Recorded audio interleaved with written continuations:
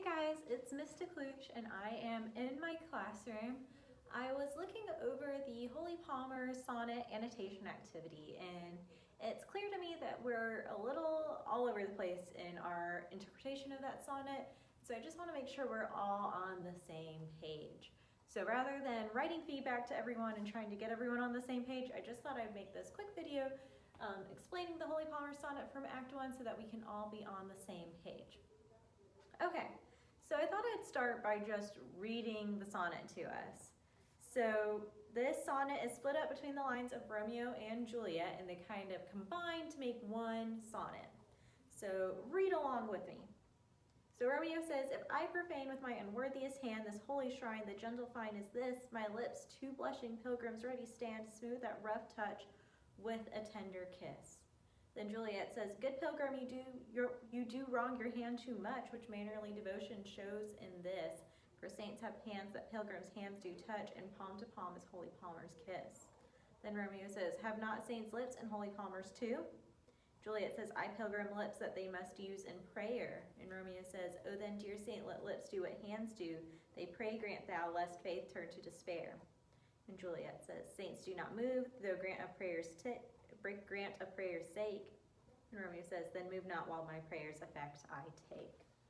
All right, so I feel like the first way to start reading any poem is to number the lines. So you've got 14 lines. 1, 2, 3, 4, 5, 6, 7, 8, 9, 10, 11, 12, 13, 14. All right, next step, come over here and let's look at the rhyme scheme. So this is A, B, A, B, C, D, C, D, E, F, G, G. All right, we've labeled the rhyme scheme. Next step is to look at the stanzas. So we've got 4 stanzas, 1, 2, 3, 4. The first 3 stanzas have 4 lines, making them a quatrain, and the last stanza has 2 lines, making it a rhyming couplet. So we've numbered our lines here, we've looked at the rhyme scheme, we've looked at the stanzas. That all together makes this particularly a Shakespearean sonnet. So not just a sonnet, but a Shakespearean sonnet. Okay, now I think it's important that we look at all the religious imagery and words used in this sonnet. So right off the bat, we've got holy shrine, pilgrims, pilgrim again, devotion, saints, pilgrims, holy palmers, saints, holy palmers again, pilgrims, prayer, saint, pray, saint, pray, prayers. All right, so I've highlighted all the religious imagery and words in yellow. Now let's look at words relating to the body. There are 2 in particular. We have lips and hand. Kind of extending off of that, we've got touch and kiss. And lips and hand and palms, hands, lips again, lips. All right, so we've got a lot of words relating to the body. We've got specifically lips and hands, and as an extension of that, kiss, touch, and palm. Okay, so now we've got our lines numbered, we've looked at the religious imagery and the words relating to the body, we've labeled our rhyme scheme, we've looked at the stanzas. So what all does this mean? What's going on here? Well, let's take a look at that. So in this first stanza, Romeo's obviously kind of flirting with Juliet. He says, "If I profane with my unworthiest hand this holy shrine, the gentle sin is this, my 2 lips, 2 blushing pilgrims ready to stand, to smooth that rough touch with a tender kiss." Romeo wants to kiss Juliet. Juliet goes, good pilgrim, you do wrong your hand too much, which maidenly devotion shows in this, for saints have hands that pilgrims' hands do touch, and palm to palm is holy Palmer's kiss. All right, let's look at this line 8 here. So Juliet is comparing the holding of hands to a kiss. So she's not saying yes to his kiss, but she is saying that a handhold is kind of like a kiss. And Romeo says, have not saints lips and holy Palmers too? So not just holding hands, but don't they have lips? Can't they kiss?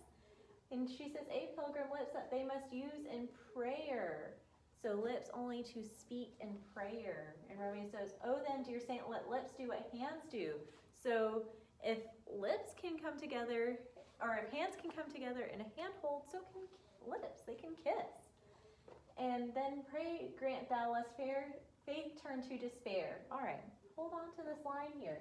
Line 12, lest faith turn to despair. We'll come back to that in a second. And then Juliet says, saints do not move, though grant for prayer's sake. And Romeo says, then move not while my prayer's effect I take. Okay, so how many times does Juliet deny Romeo this kiss? 3 times. 3 times she denies this kiss. But Romeo's pretty persistent and keeps trying to explain why they should just kiss. If a handhold is essentially a kiss, isn't it all the same thing? He's really trying to play on the fact that, like, what's a kiss? What's just one kiss? Okay, so let's look at this line 12. We've got this word despair here, which is interesting in this sonnet because it's a sonnet about love. It's a sonnet about a kiss. Why despair? Okay, a lot of Romeo and Juliet foreshadows later events, which because of the Act 1 prologue, we already know that these 2 lovers are going to not make it through the end of the story. So despair here is foreshadowing events that will happen later.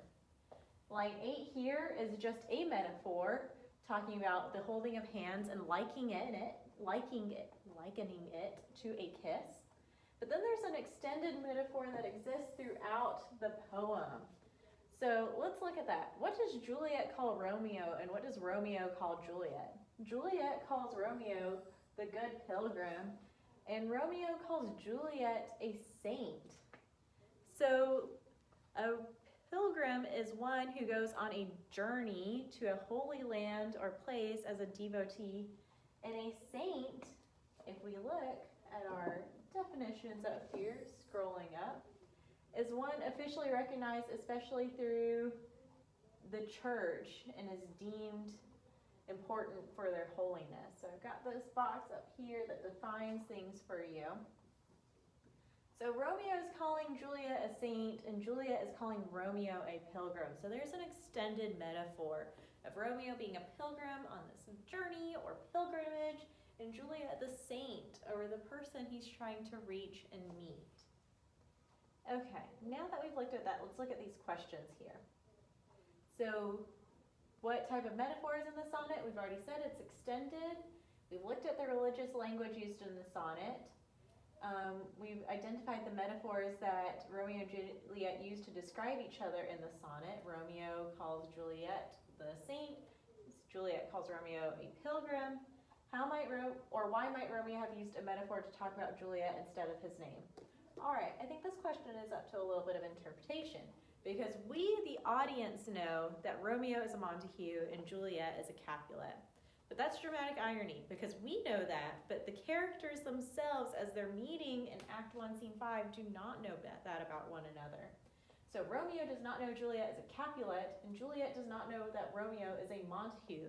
They learn that after they kiss. So why do they use these metaphors? They don't know that the other one is their enemy, so why are they using these metaphors? I personally think a lot of weight is put on a name in this play, so using metaphors takes away that weight from the names. Think about what people in this play say in response to a Capulet or a Montague versus just these metaphors. So what does Romeo want to do? He wants to kiss Juliet. That's pretty obvious. What is Juliet's response to the thing that Romeo wants from her? She is at first a little hesitant. She denies him. She says that a handhold is basically a kiss. And then Romeo reverses that and says, well, isn't a kiss basically a handhold? How many times does Juliet refuse Romeo? We've already talked about that. That's 3 times.